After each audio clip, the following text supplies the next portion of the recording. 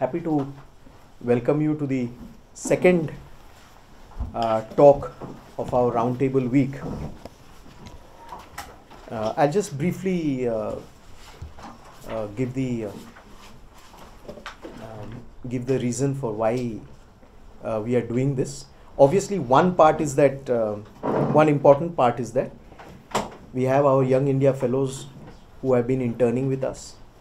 We have a former Young India Fellow also who has interned with us and continued also in his research capacities, doing research with us. And we thought that we should approach and do something which is a little different. We should approach this entire session and do something different. And the idea therefore was that we invite a group of experts to come and speak on issues of contemporary interest, and obviously every session with a policy focus, because since all of you are interested in policy analysis, policy formulation, policy research, and policy analysis is also an integral part of what we do here at the foundation. Now there's one way of approaching it is to read about policies, obviously, about the documents that are produced and all that. But the other advantage is to listen to experts who themselves are practitioners. And being in Delhi, it's an advantage. And we have with us, associated with the foundation, ask them not to speak when they are, not to talk when they are laying the table outside. We have a group of experts who have been associated with us over the last 4-5 years that I have been here. And they have been not only associated just by lending their name, but they have been very active in supporting our efforts. And therefore, we thought as an experiment, we should have this roundtable week, which perhaps we can replicate in a bigger way if we get a good response. The response is not dependent on how many people really attended, but the response is dependent on what you take away from these discussions. So on Saturday, we had a discussion on black money, tackling corruption, the effects of demonetization, and how the Modi Sarkar in the last 3.5 years has kept on the center stage the issue of corruption and cleansing the system. So it was a very enlightening talk. We have recorded it, as we shall record this, and it will be put up on our website for a larger cross-section. Today I have my very dear friend, Dr. Uttam Sinha, from the Institute of Defense and Strategic Studies Analysis. He has been, I think, he is very modest, but one can definitely say that he is one of the foremost experts in India today on rivers and water, on connectivity and etc. He has just come back from COP23 in Bonn. He was there in Bonn till last night. He's come back and he's here with us today. So we can get a bit of that perspective also, what transpired in Bonn. And so it's very fortuitous that he has come back and it's scheduled today. Dr. Sinha is a fellow at IDSA and holds an adjunct position at the Malviya Center for Peace Research at BHU, where I also have an opportunity to teach, and an honorary position of a senior fellow at the Institute for National Security Studies, Sri Lanka. At IDSA, he is the managing editor of Strategic Analysis, published by Routledge, one of the leading strategic journals. A doctorate in international relations from JNU. His research areas include strategic and security issues, climate change, transboundary water issues, and the Arctic region. He is actively engaged in Track 1.5 dialogue process and was India's representative to the CSCAP Working Group on Water Resources Security. Currently on the Technical Advisory Board of the South Asia Water Governance Program and in a policy advisory role to the International Center for Integrated Mountain Development in Kathmandu. Dr. Sinha was a visiting fellow at the Peace Research Institute, Oslo in 2006. A Shivning scholar, we also have a Shivning scholar here, Shubhendu with us. And there's another research scholar who's doing his Shivning right now. Fantastic. So Gurukul scholar at London School of Economics, in 2008 and a visitor at the Harvard Kennedy School 2015. His publication includes the book Riverine Neighborhood, Hydropolitics in South Asia, many other books, but foremost amongst them, with which we are concerned and very emotionally attached, that he is my co-editor in the Modi Doctrine. And I think we have had a very successful launch last year, and he told the Prime Minister when we met him that your foreign policy is 24/7, and that made the Prime Minister laugh out loud. So very nice to have you here, and the floor is yours, and I think we look forward to listening to you. Thank you, Anirban. Always a pleasure coming to Shyama Prasad. In a sense, Shyama Prasad teaches us many things, which we in this age and time of uncertainty try to use some of his values, which is very important. So I think you all will get a sense of what Shyama Prasad is and was, and what his teaching and values are. Anirban said an experiment, of bringing you all over here. I think it is an experiment of engagement, which is very important. And rivers and water will tell you how critical it is for India to engage in this very important resource field of water. But often we don't understand rivers, or more specifically, we don't understand water. Though it is the most visible thing and it is the most interactive thing, because we engage with water on a day-to-day level, right from when you wake up in the morning till you sleep in the night. So such high level of engagement, yet a total lack of understanding rather confuses our approach to water issues.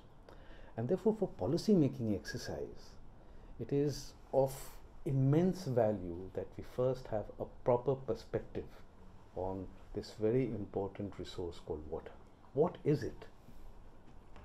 It's also a very central feature of many of the activities that currently is going on with this government. So it's a centerpiece. Look at any of the programs that we are having these days, whether it's and the fundamental of any of the program is economic development and economic growth, and you'll find water critically placed in that. And therefore, to have a proper understanding of what water resource is, to have proper policies around water, to attain the criticality of development and growth, it is therefore very important that policies be enlightened to what water issues are. And therefore, I will just sort of give you a fundamental understanding of what water is. We describe water through waterscape. Like you have a landscape, there's something called a waterscape. Now, rivers are just not about water only. Rivers are also about sediments. They're also about aquatic life. There's also about seasonal flows, when to hold it, when to release it. So rivers have various characteristics. And often in Shyama Prasad Mukherjee, we've talked about culture, connectivity, and commerce. Now, these three important C's are very vital for our development. And you'll find in rivers and water all these three elements, residing in it. So rivers are not just about water. It's about sediments, it's also about culture. It's how you get commerce going in a sustainable way. And it's also how you build connectivity through it. Connectivity which brings in progress, but connectivity also at the bilateral relationship as well. So there are many values to water. You must also understand that India is going through what I describe as a catalyst moment. A lot of people say it's transition, etc., a new India by 2022, but it's a catalyst moment. A catalyst moment defines a period of time when lots of issues are interlinked to the other. So we cannot view things really in isolation. We have to think in terms of interlinkages, interconnections, and whatever policies you see is precisely geared towards that. So when you talk about corruption, it's not only just demonetization, but GST. It's also about getting your right equations with about 140 countries around the world in terms of extradition, in terms of foul money being kept in banks outside. So each goes along. And therefore, in the larger frame of national development, whether it's your food policy, whether it's your energy policies, and whether it's your water policies, each needs to be connected to the other. So policies today are far greater interconnected than it was in the past. And this is a fundamental shift in how we are approaching this new India. Connecting issues, connecting the dots, or as we say in water, connecting each drop. And therefore, it's an exciting area. It's a challenging area. It's also an area which gives you ample opportunities, to think innovatively, to think entrepreneurially, in certain ways, to think in terms of age-old ways of doing things with modern technologies today. It's aesthetics, but it's also about needs and requirements. So this is broadly the frame of what water is today. And therefore, what I describe as waterscape. But each waterscape that you have should also have a mindscape. How do you approach this thing? Do you approach with the same old policies of the past? Do you bring in certain policy interventions to make those big changes that are required for a future which is immensely challenging for India? So I think the mindscape has also to relate with the waterscape. And these two have to fundamentally go together. If it's really parted, the waterscape and the mindscape, then you will end up in a lot of trouble. So the closer these two become, the better the policies will be. But then what is water? It's a fundamental question to ask. You all know very well that we live in the blue planet, right? So I want to just make you fundamentally understand what water are we talking about. No, we're not talking about oceans and seas here. That's 72% of your land surface. We're talking about fresh water, which is just 3% of the entire coverage of the earth. And this 3%, if you equate it to 7.5 billion people multiplying, then you'll realize how valuable this commodity is. It's very valuable because there's no substitute for it. It's very valuable because you have to draw this same resource from the nature. So it's a very mediated resource. You have to create those mediation of extracting water. And it's also the most shared resource in the world. That means there's great value of interstate relationship, great value of water dialogue and cooperation. 145 countries around the world share water issues. So in terms of state practices, water also becomes a fundamental issue of cooperation. It can also become a fundamental issue of conflict because it's a precious resource. Everyone wants to possess that precious resource and therefore does not want to engage in cooperative formats. So cooperation and conflict on water issues can go hand in hand. And India is a classic case. When you look at India in its neighborhood, you'll find ample space where water can lead to huge conflict, but equally ample space for cooperation. And therefore you can understand India's psyche. India's larger psyche in the neighborhood is principally to cooperate. In spite of being a very big country, in spite of being a regional power, So you have to understand through hegemonic way, if a country is very powerful, does it need to bully its neighbor? Does it need to be overpowering through its neighbor? Or does it need to engage and be generous and find ways of cooperation? So these are two faces of a state. It can be very, very brutal, arrogant, domineering, yet it can be very generous, cooperative, and well-meaning. So this fluctuation of the state psyche in the neighborhood is amply reflected through the rivers. And I'll give you examples how we deal with Pakistan, how we deal with China, and how we deal with Bangladesh. And then lastly, I will touch a bit on what's happening inside India itself.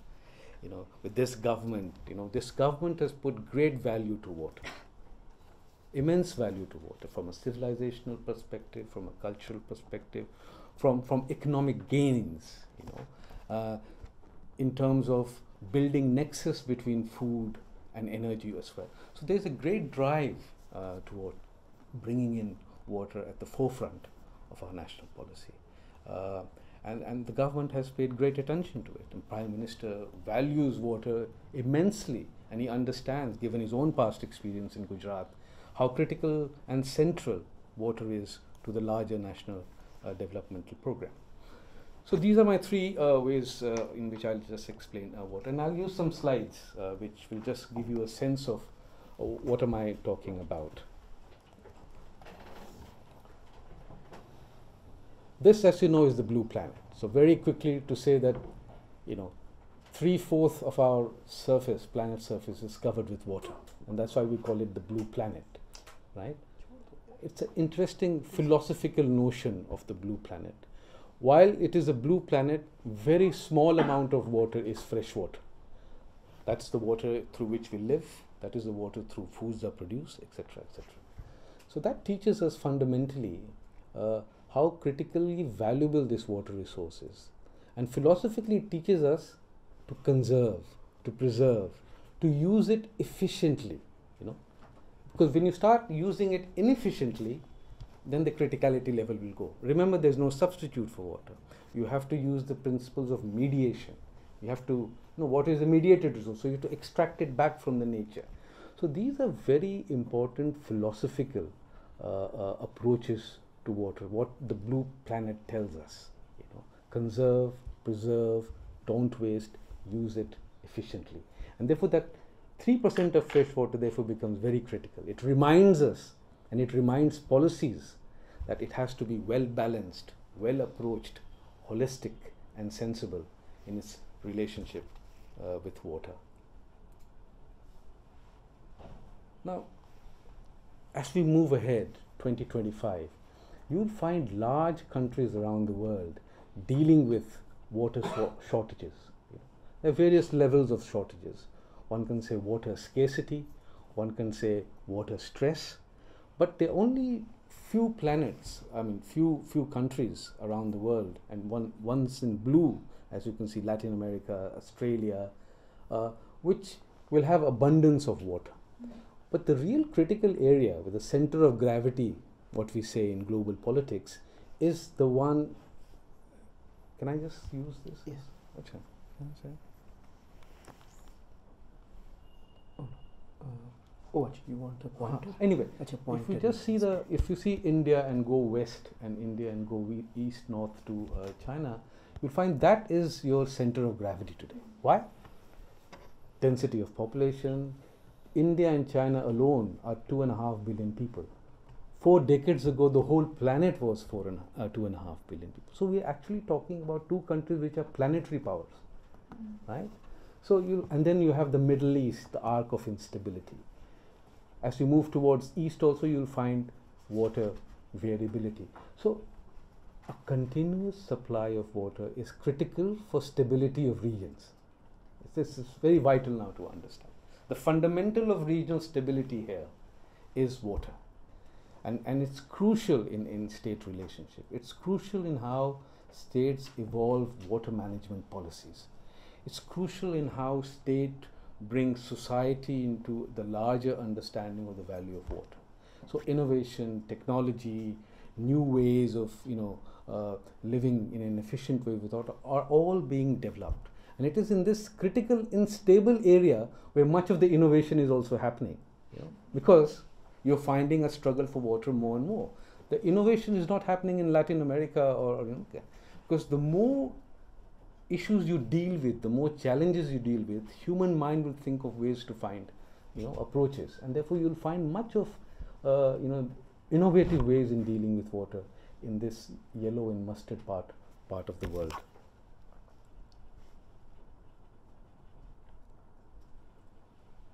Now, just 4 points I want you to know about water, and that's foremost is that it's an indispensable resource.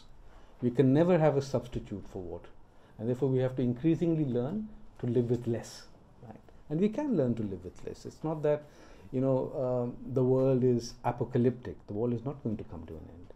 We and humans can restructure themselves in the needs and requirements if we want it. And that's where you'll find larger awareness and education program becoming an important part of how we efficiently use water in the coming years. Population increase will continuously challenge water, and the quality and the quantity will be an important part. But more than the quality and quantity issues, it's also the disparity in water between states. Sometimes you'll find water in large quantity, and in some way you'll find water in scarce quantity. So what has human mind done? human mind has done technological innovations, big engineering feats to diminish this divide of water. And all great civilizations, if you notice, going back to Indus or the Egyptian or to the Mesopotamian and the Chinese civilization, all rulers were challenged by the disparity in the water divide. And therefore, all great innovations and inventions and technology first came through the water resources. Whether it's building tunnels or channels or irrigation facilities, all this came because human mind started relating to how to manage water, how to use water. And therefore, it was because of that thinking, therefore, the food and production came about. Even iron and the technological tools that were first used, as instruments, first came about by digging canals, and those instruments then later on became war instruments. But the idea of water has sparked great civilizations to think about how to exist with water, not only to exist, but how to also draw benefits out of water. Great town plannings in the Harappan civilization came through managing the water sewage in particular. How should the water flow back? So while water created civilization, the inefficient use of water also demolished those civilizations. Floods slowly made Harappa vanish from this world because they couldn't manage the floods efficiently. Siltation became a huge problem in the Egyptian civilization. The Chinese emperor always feared floods. Why? Because there was always a popular public demand to manage floods, and therefore the emperors who couldn't manage the floods were thrown away by the public. So therefore the Chinese even today think about great innovations in the river systems. They think about great designs, structures in which they can manage floods, in which they can control the flow of water. So the civilizational element of water and its relation to our innovation and thinking, and therefore the high end of technology today is very important. And therefore when you look at China today and see what it is doing to many of the countries below, then you realize why are the Chinese so brazen in their approach on water issues. It comes from a certain civilizational knowledge. It also comes from a certain political experience of their leaders, because most of them have been civil engineers on dams. So the leaders in China always think about structures, buildings, barrages, and they think simply because they need to diminish that diversity of water in China. Tibet has vast amount of water, other parts of China has less amount of water. So their planners have always looked at shifting waters. We have also looked at shifting waters. If you look at our own river linking projects, it's all about bringing vast amount of water from one area to another area. So quality and quantity are important elements of water, but it's the disparity in water, in regions that drives a lot of new innovation, technology and structures, which then creates problem between state and society and also between states. So various challenges of water keep coming alive as we move forward in the 21st century.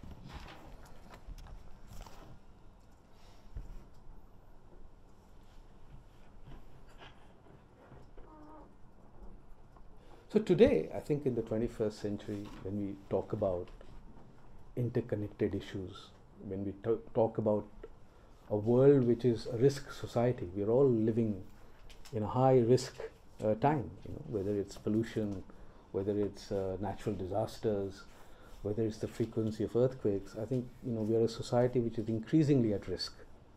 And those who have read German philosophers like The Risk Society, Ulrich Beck, you'll find increasingly we are a vulnerable society. And if there's anything that we share in this world today, it's vulnerability. And vulnerability drives us to think in terms of cooperation, in terms of technical approaches, in terms of innovations, etc., etc. So I think today the decisions are challenging. It's not easy to have policy decisions on interlinked issues. While you can understand, when you come to policy framing, it's not easy. So policies today has to be a trade-off. What do you want at what time?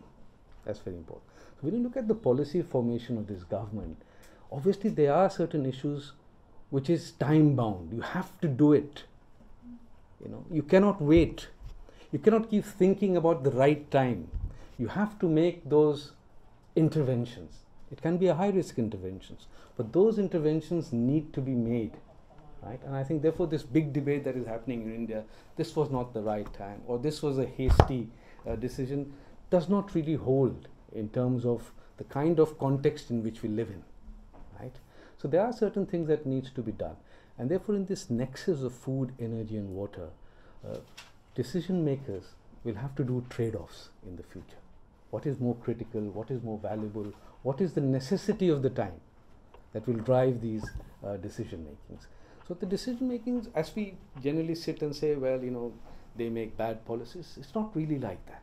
The policies are really challenging, and therefore we have to have a system in which issues can't be isolated from each other.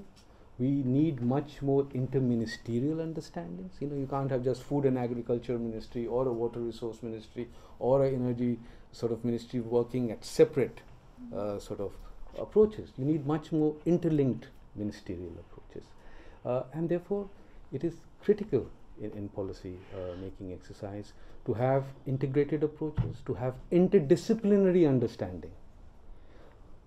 You know, foreign policy is no longer just the domain of international relations who understand state approaches or who understand the Westphalian principles.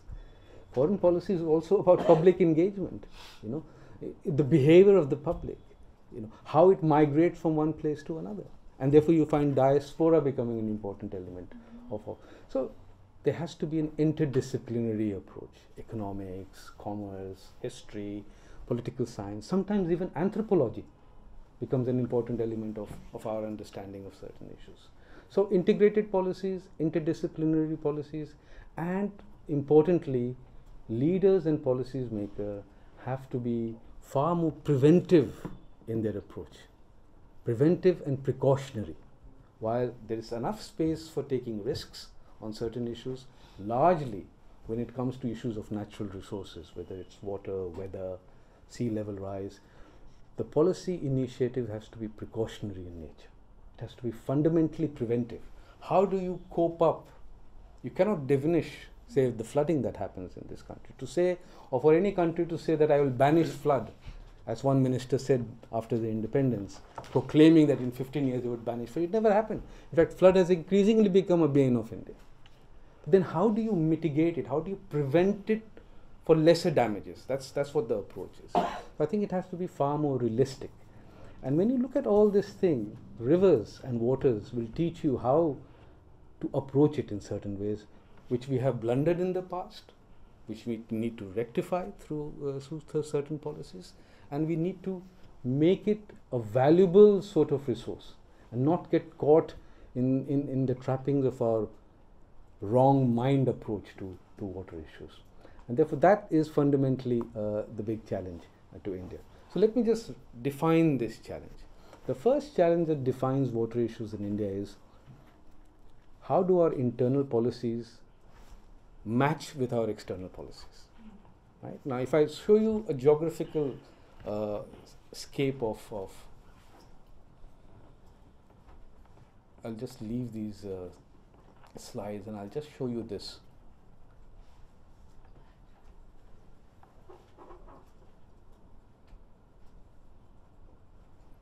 Now if I just show you this, the flow of the rivers in the Himalayas, just have a look at this. You know, it's like the palm of your hand. It seems to be flowing quite peacefully, but when you add the boundaries, it assumes great significance. There's politics, there's emotions, there's division, etc. And see how India is in the region. If there's any physical link that India has with its neighborhood, it's through the rivers. And India has linked to its neighborhood with rivers, whether it's India, Pakistan, India, Nepal, India, Bangladesh, India, Bhutan, or even India, China. I think this physical understanding, this hydrological understanding of South Asia and how India is positioned in South Asia is important to understand how our internal water policies and the external water policies seemingly come together. And if they don't come together, it does create disturbances in the neighborhood. So let me just quickly look at the elements of our external approach in the neighborhood. This is Pakistan and the Indus system, right? Pakistan separated from India in 47. The land was partitioned. The water also needed to be partitioned, right? So it was a partitioning treaty, or some people call it a divorce settlement. Now the question to ask India is that after independence and after the creation of Pakistan, there was no need for India really to sign a treaty, right? So that's the political question. The hydrological question is that you had to partition the rivers because you partitioned the land. So we went by the hydrological knowledge and not by our political emotions. We also felt at that period of time when Pakistan was partitioned, we had some emotions towards Pakistan. We had that connect. After all, they were one part of the country. And the leaders, it's very important to think of the leaders then and the leaders now and how they view Pakistan. The leaders in that period of time had great emotions. Even Sardar Patel had great emotions and great reservations of partition that happened, etc.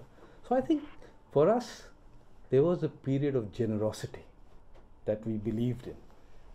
A period of being a bigger brother, helping out, an errant younger brother. That was the political sort of mindset that developed, and the leaders also responded to it. And therefore, if you look at the treaty, I'm not going to go into detail, we give 80% of water to Pakistan, a little more than 80%, and we keep a little less than 20%. Now, anyone would say very simply that 80% to Pakistan, isn't there something wrong with it? But then you'll have to understand the larger context in which it was developed. The context was generosity. The context was that we need to, give something to Pakistan. After all, the people require water, etc., etc. We did not realize that 65, 70 years hence, that Pakistan will be a pain for us. If we had to reverse the clock, or if we had to sign a treaty now, we would never have signed this treaty. But the question to ask is a question that you live in a country, we can also abrogate the treaty. Acts of irresponsibility, acts of terrorism, the law defines it very clearly that there's no need for a normal relationship with a country when the circumstances change. And the circumstances has obviously changed. Yet we continue to abide by the treaty. Yet we continue to give the waters to Pakistan. It reflects a certain mindset of India. And it's an important mindset which you have to understand. India in the world has a certain thinking, has a certain position, has a certain approach, has a certain view.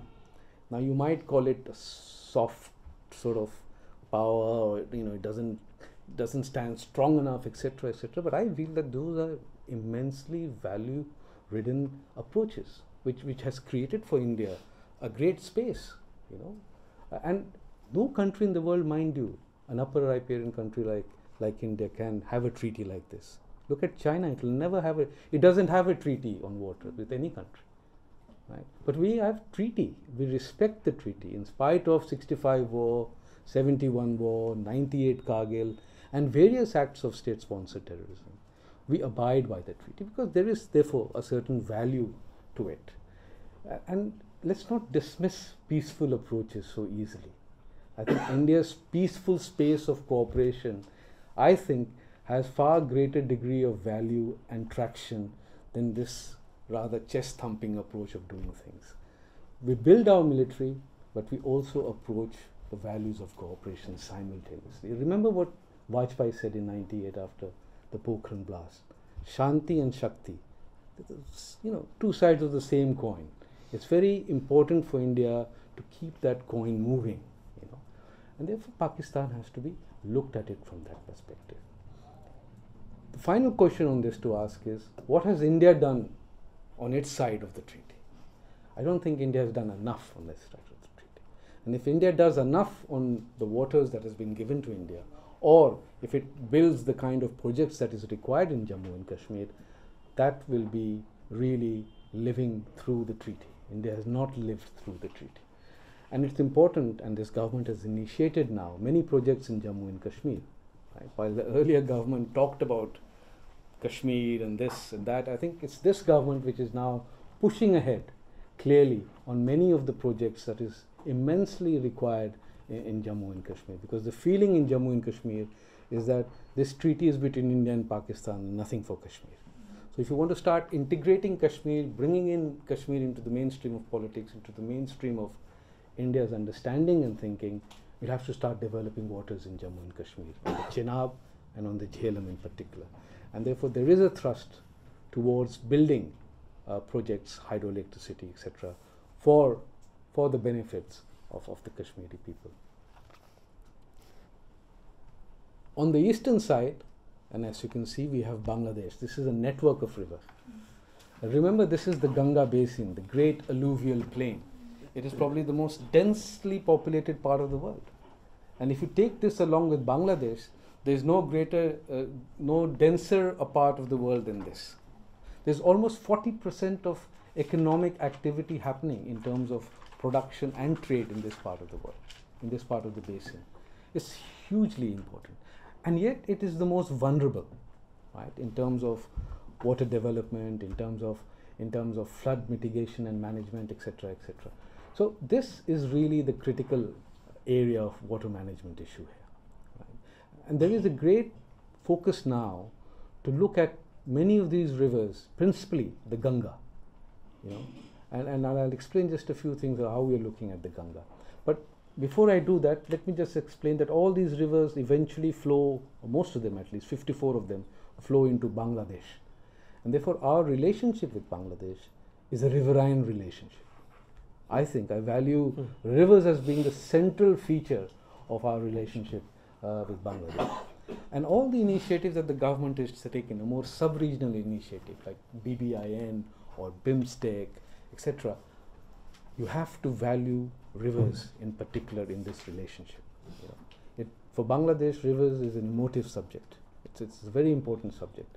And India is getting increasingly interested in how it manages the water affairs at the transboundary level with Bangladesh. Remember, Bangladesh is central to our entire sub-regional initiative.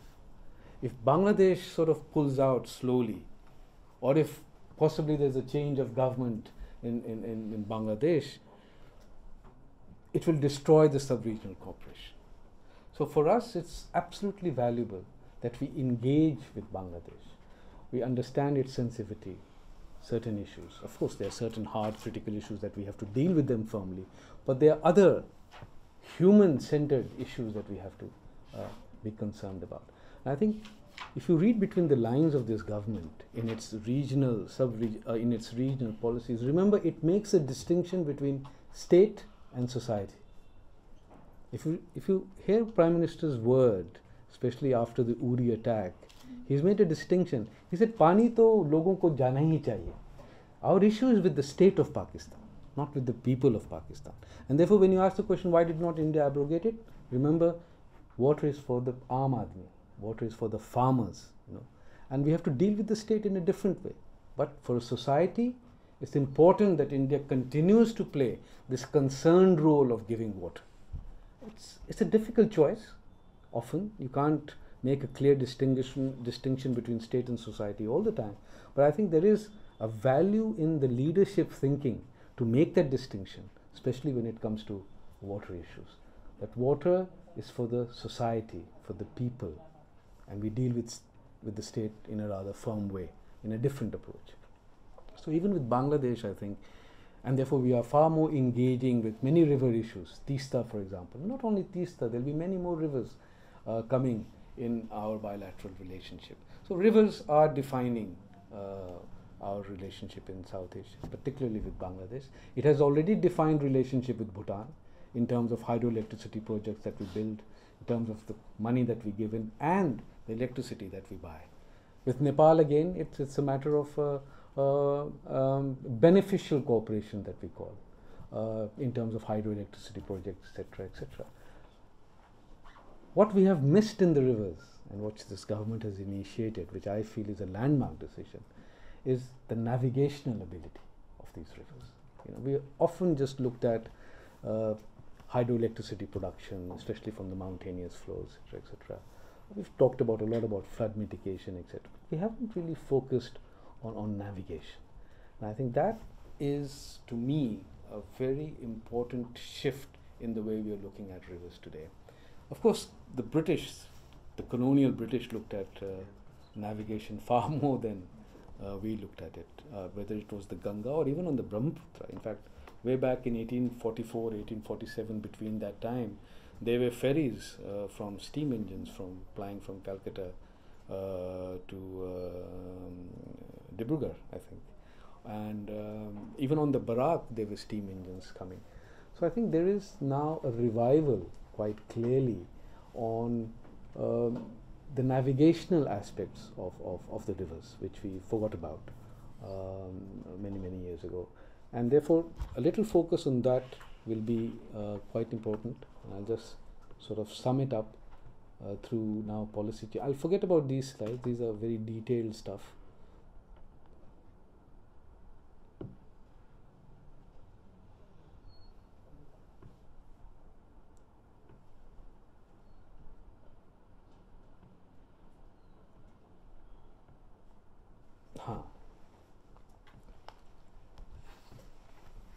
I think this, the National Waterways Act, which probably you're all very familiar with, was tabled in 2015. It's been an important initiative of this government.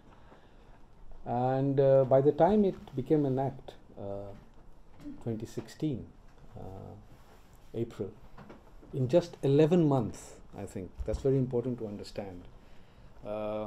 Things generally get delayed in terms of parliamentary action, but this particular Waterways Act took only 11 months from an act to an act in force, and that's very significant. If you look at many of India's parliamentary approaches and policies and actions, you'll find that the waterways is probably one of the quickest from thinking to a policy enactment, and that's because you have to look at the larger Indian context of infrastructure, of development, of connectivity. The logistics in India, that is the transportation, is about 18% of your GDP. That's a huge sum, you know. And we have forgotten the rivers in that 18% of GDP, the logistics. And this is something which is quite clearly suggests how valuable rivers can be when you look at these figures. It's the cheapest mode of transportation as you compare to road, highways, railways. Rupees 1.19 for waterways. You know, when you transport 1 ton of freight over 1 kilometer, it's a huge difference.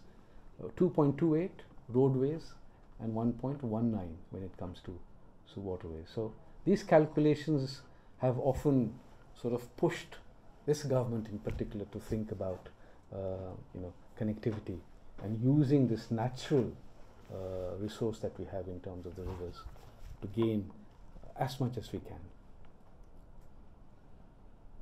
It also means greener approaches to transportation and movement of goods. Remember, our larger principle is while we develop in a sustainable way, we also keep our sustainable goals alive. That means we merge the environment ecology with our development. You know? So they can't be really divorced or detached. So we need to keep the green element, the sustainability of our economy going. And therefore, even in terms of how green it is or how environmentally less damaging it is, the waterways is quite significant as compared to the roadways and the railways. 1 liter of fuel, 24 tons on the road. And if you look at the waterways, 1 liter of fuel can move about 105 tons of water on the waterways. So, you know, it's obviously very clear that even in terms of the greener approach and the sustainability, the waterways are hugely important. Now, if you look at it comparatively to the big parts of the world, the USA, Europe, China, and India, you find India using a minuscule amount of its waterways as a mode of transportation. Look at China, and we often, need not see China always as an enemy constructor. Find ways. The Chinese are masterful in taming rivers. They use rivers in terms of like the master in a ring, which uses a whip to tame a tiger. They use it like that. You know, they segment the rivers, they tame it to a certain extent, they release the water. And the way they have used navigation on their rivers is huge. And 8.7% is a huge percentage of goods being transported through rivers. So I think their understanding of rivers is, of course, very commercial, aggressive, and very economic driven. Our is also very human-centric, if that is the differentiation you want to impose between. I mean, the Chinese don't mind displacing millions and millions. We, of course, mind when we think about displacement because of our larger institutions and democratic approaches. Chinese, of course, is a one-party system. Everything is driven from the top. Here we have to sort of work our way through. Even if you think about navigation, we have to think about larger issues which are connected to navigation, etc. But this gives you a general world view of how rivers are being utilized. And all these countries are rich, developing, prosperous countries where they use rivers. The US in particular, again, 8.3%, uses the river very efficiently. So this government, I think, has brought in the National Waterways Act, which is at a very critical time. It is at a very important time when you're thinking about growth and development. It's important that we continuously think about growth and development, because what is our larger objective? Our larger objective is to reduce our poverty, right? Alleviate our poverty. And we have to constantly, therefore, think about growth and development, but in a sustained manner, in a sort of ecologically fused manner, where we don't destroy completely the environment. So I think we are, therefore, framing the waterways in that context, and that context has to be always understood. And we've done two things in the National Waterways. We focused one largely on the Ganga, and we are focusing largely on the Brahmaputra. While these two remain our main stress waterways, we have also thought about 105 other waterways. So, which means that India has looked at it through rivers again, through its waterways, through connecting each streams. Remember, we talk always about the mainstream rivers, like the Ganga, the Brahmaputra, the such. Remember, there are also the peripheral river which we need to talk about, the tributaries, the little streams, the ponds and the lakes that sort of dot our city. We don't need to forget that. So when you think about waterways, you have to think about connecting all these small little things and making, therefore, your waterscape far more efficient. So the waterscape and the mindscape again needs to sort of fuse together here. So the Ganga is interesting. Ganga has always been there as a national waterway one. But this government is bringing in more sort of traction into it, bringing in more money into it. And now we've opened up the Haldia Banaras route, which is bringing in trade and commerce from Haldia to Banaras. What kind of challenges will we go through the national waterways? I think there will be many challenges which the government has to keep itself alive with. It cannot be dismissive that the national waterway is the be-all and end-all of all transportation. I think there are challenges. The biggest challenge is augmentation of water. When you don't have the flow in the rivers, how could you run ships then? And all these ships require a minimum of 3.5 to 4 meters of water at any level. Rivers are seasonal in India. But I think what is required is a collective effort now. The Act has been passed. I think we are in a time where we need to think about waters in interesting ways. Now that we have the Act, we have to think about flow times of the rivers. We have to think about rivers information system. That's very important. So when you talk about digitization of India or the higher, the technological infusion in the growth of India, you'll have to think about also the river information system, where you as a supplier of good can track your ships and then likewise respond to where you need to park it, just like vehicles on the roads. You have to also think about augmentation, the flow of water, right? And therefore the center-state relationship will be very critical in the navigation issues. What the Uttarakhand states are doing and what the plain states are doing, remember. And there are different parties in these states. West Bengal has a different government, Bihar has a coalition government, UP of course now has a BJP government. But there will be time when you might have different governments. How do you approach that? The center-state relationship of consultation, remember the Prime Minister's word initially, comes very much in this sort of National Waterways Act, to consult, to coordinate and to cooperate on these issues. Because if you make transportation a vital part of your growth and development, then the consultation and cooperation within center state has to go up higher and higher. And I think there's leadership here which can drive this cooperation and consultants to maximum benefit. You have to also approach rivers through ecological protections. Remember, ships and steam engines can be quite devastating to the aquatic life. And therefore, when this act has been created, we now need to bring in different shades of knowledge to make this act more reasonable, reliable, efficient, and also multidimensional in its approach. Right? And therefore, protecting the aquatic life is also very important. The Kashi turtles, which you might have seen on your various visits to Banaras, require protection, or the dolphins around the Bhagalpur area also require. So I don't think, a lot of people do say that this thirst for transportation is destroying your larger surroundings. I don't think so. I think this act has been created. We now need to build on this act by bringing in these kind of knowledge. So to temper this whole approach and bring in sustainable sort of benefits, that's required. On the Brahmaputra again, that's the National Water Highway 2. It's very important because the Northeast is so very important for us. Remember, it's the gateway to our Act East it's Act East policy, no longer the Look East. So if you get the Northeast going, there's 1,800 kilometers of riverine route in the Northeast. You have to look at the Northeast to the rivers and the streams as well. How do you connect those rivers? The government has spent 400 billion on the Brahmaputra connectivity issue. It's trying to make Brahmaputra an expressway. Right? So there's a great amount of governmental thinking going on rivers. How to make rivers valuable. But at the same time, it has to be measured with certain approaches. And I think that's where society, the intelligentsia, the knowledge world will have to come in to make actions of this government stronger and bolster it, make it far more robust, rather than just criticize. Criticizing is becoming a national pastime. See, the beauty of a policy is that it has to come and be discussed like this. How can you strengthen policies? And that's a national exercise. And everyone is part of that national exercise. In particular, students like you, young Indian thinking students like you. So I think this is what the rivers in India are driving thinking in India. Collective exercise, a holistic exercise, an interdisciplinary approach, where the maximum benefits can be derived. Gains can be made, but in a sustainable manner.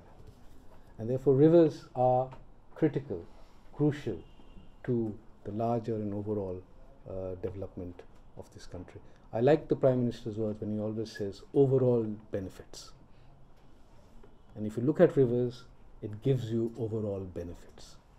Not just one-sided benefit, overall benefit.